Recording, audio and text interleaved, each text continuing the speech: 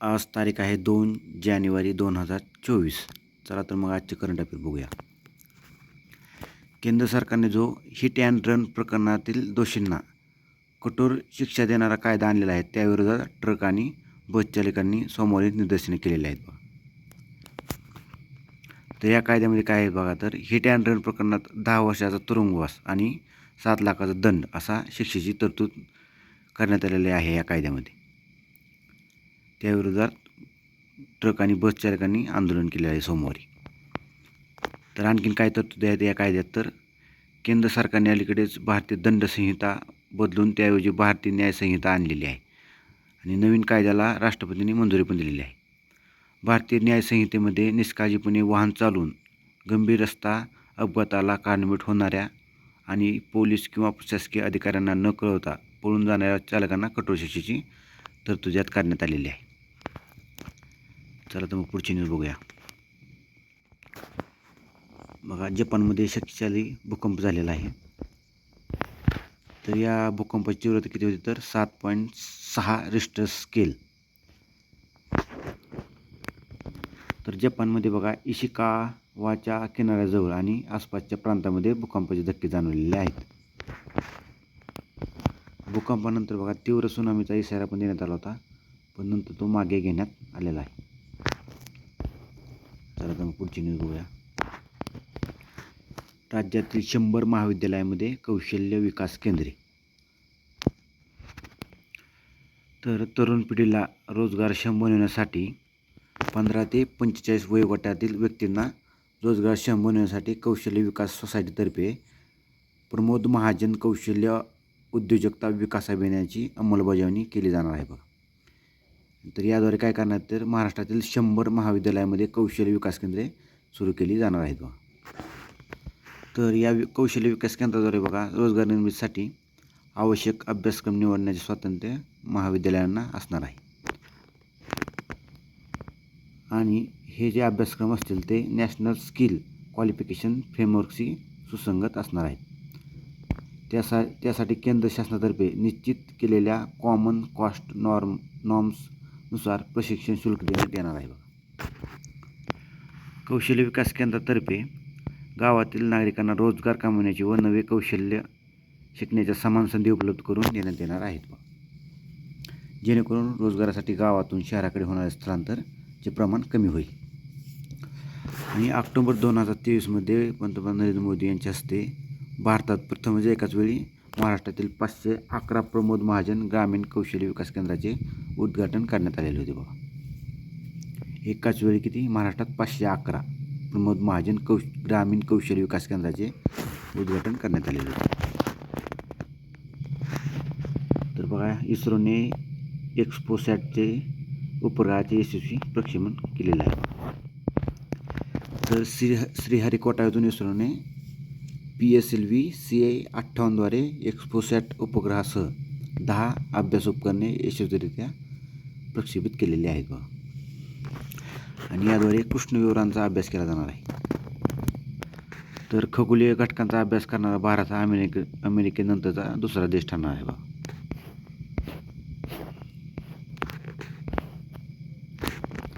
या मोहिमेची वैशिष्ट्ये काय काय आहेत बघा, तर मोहिमेचा कालावधी 5 वर्ष असणार आहे आणि कृष्णविवरांसारख्या, म्हणजेच त्याला ब्लॅक होल म्हणतो, खगोलीय निर्मितीमागील रहस्य उकलण्याचा प्रयत्न या मोहिमेद्वारे केला जाणार आहे. क्षकिरण ध्रुवीकरणात किरणोत्सर्जन आणि खगोलीय स्रोतांच्या भौमितिक तपासणीसाठी एक महत्त्वाचे अभ्यास साधन म्हणून. आणि एक्सपोसॅटचा जगभरातील खगोलशास्त्रज्ञांना अभ्यासासाठी मोठा लाभ होणार आहे. यातील एका उपग्रहाची संपूर्ण निर्मिती महिलाकडून करण्यात आलेली आहे.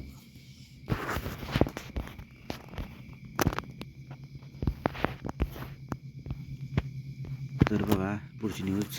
राज्याच्या 47व्या मुख्य सचिवपदी डॉक्टर नितीन करीर यांची नियुक्ती झालेली आहे बघा. यांच्या अगोदर कोण होते, तर सीताराम कुंटे. तर यांच्याविषयी आधी बघूया काय महत्त्वाचं आलं आहे ते. जमीन नोंदणीत होणाऱ्या गैरप्रकारांना आळा घालण्यासाठी या प्रक्रियेच्या संगणकीकरणाचे काम त्यांच्या कार्यकाळात झालेला आहे बघा. जमीन नोंदणीची प्रक्रिया सुटसुटीत करण्यात आली. महाराष्ट्राने ई गव्हर्नन्समध्ये केलेल्या बदलांना अन्य राज्यांनी स्वीकार केला होता. या उपक्रमाला राष्ट्रीय पातळीवरील प्रथम क्रमांकाचा ई गव्हर्नन्स पुरस्कार प्राप्त झाला होता. विक्री कर आयुक्तपदी असताना राबविण्यात आलेल्या ई गव्हर्नन्स उपक्रमाबद्दल त्यांना राज्यस्तरीय प्रथम क्रमांक मिळाला होता. आणि पुणे महानगरपालिका आयुक्त असताना इमारतींच्या बांधकाम परवानगीचे आराखडे मंजूर करण्यासाठी राबवलेल्या स्वयंचलित संगणकीय प्रणालीची आंतरराष्ट्रीय स्तरावर दखल घेण्यात आलेली होती.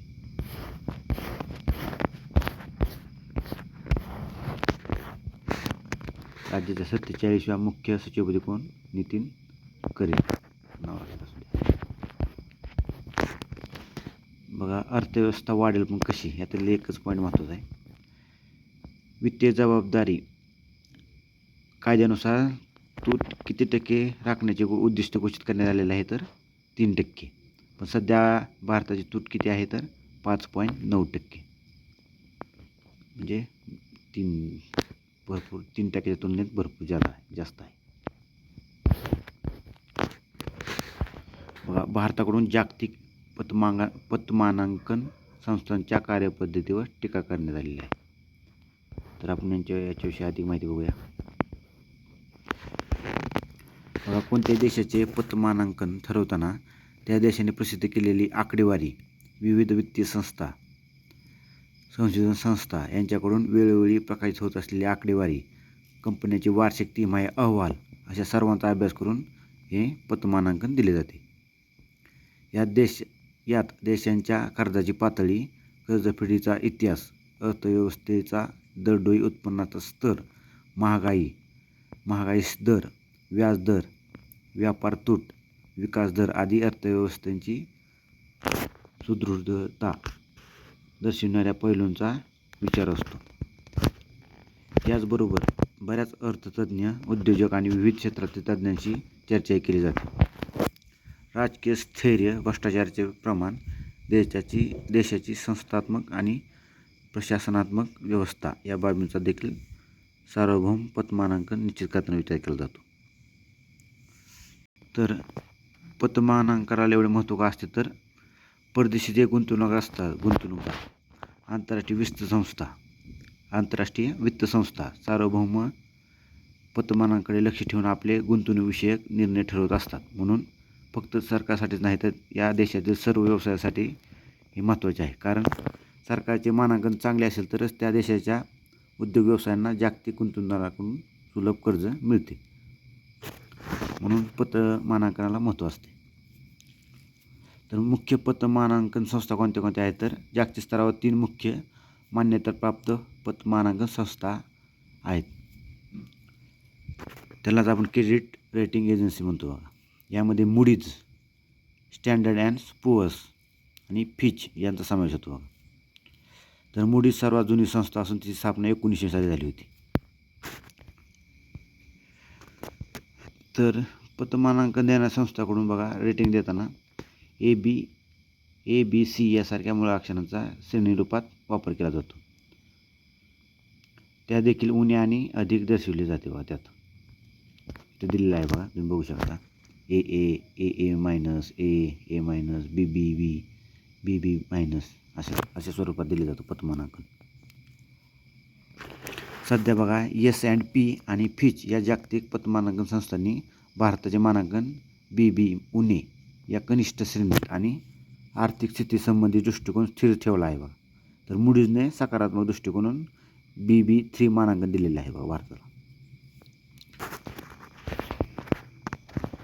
बघा, कॅरमसह 6 खेळांना वगळले. तर जो शिवछत्रपती पुरस्कार दिला जातो त्या पुरस्कारामधून 6 खेळांना वगळण्यात आलेलं आहे. तर बघूया माहिती आपण.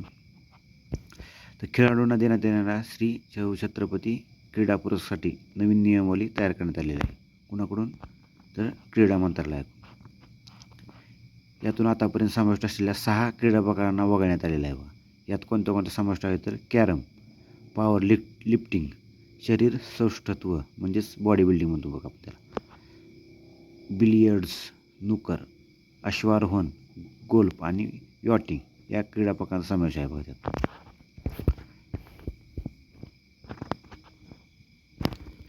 आतापर्यंत या प्रत्येक खेळातील खेळाडूला शिवछत्रपती पुरस्काराने गौरवण्यात येत होते बघा. पण आता ते बघण्यात आलेलं आहे. तर महत्त्वाच्या काय शिफारशी काय केल्या आहेत बघा. तर अर्जुन पुरस्कार विजेता खेळाडू थेट शिवछत्रपती पुरस्कारासाठी पात्र असणार आहे. त्यासाठी वेगळा अर्ज करण्याची गरज नाही. हा पुरस्कार ज्यादाचा पुरस्कार म्हणून गणला जाणार आहे. Railway, bank, police, air India, petroleum मंडळ अशा संस्थांतून राष्ट्रीय स्पर्धेत खेळलेल्या महाराष्ट्राच्या खेळाडूंची कामगिरी ग्राह्य धरली जाणार आहे. आणि अखिल भारतीय आंतर विद्यापीठ स्पर्धेतील सहभाग हा राज्यातील अधिकृत विद्यापीठामार्फत असायला हवा. अशा शिफारसी आहेत. चला तर मग आज एवढ्याच न्यूज महत्त्वाच्या त्या. धन्यवाद.